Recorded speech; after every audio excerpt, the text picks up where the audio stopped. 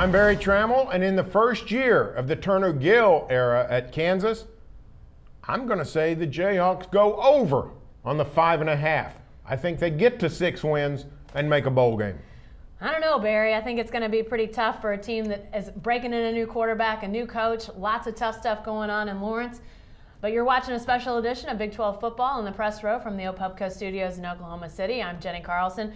Barry, the one thing that the Jayhawks do have going for them is a schedule that breaks pretty darn well. Their non-conference slate got some toughies, but some winnable games too. North Dakota State, Georgia Tech, Southern Miss, and New Mexico State are the 4 on the schedule for Kansas, and only Hattiesburg, Mississippi, Southern Miss is the only away game that Kansas has. And Barry, they don't really have much in the way of tough road games. Hattiesburg and Nebraska are really the only 2 really tough away games that this team has. Kansas has an extreme schedule. In the Big 12 divisional era, Kansas has played a very extreme schedule. They've had Oklahoma, Texas, and Tech all in the same year, back-to-back years.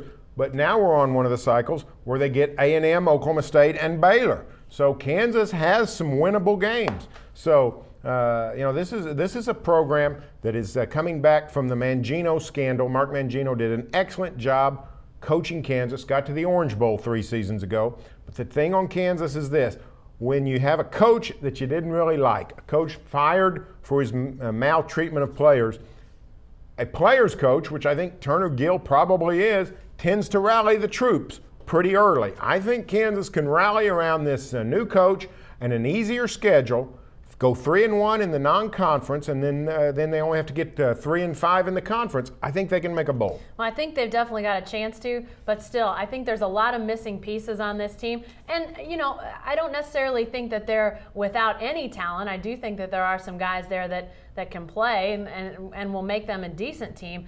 But I tell you, it's going to be really difficult for starters when you're breaking in a new quarterback. Todd Reesing was such a mainstay for that team. If Kansas can get off to a good start, though, I think winning 3 of their 4 non-conference games will be an absolute must. But then, Barry, you're right about that South schedule. When you're talking about Baylor, A&M, and Oklahoma State, Baylor's the only road game of those 3. They get both A&M and Oklahoma State at home in Lawrence.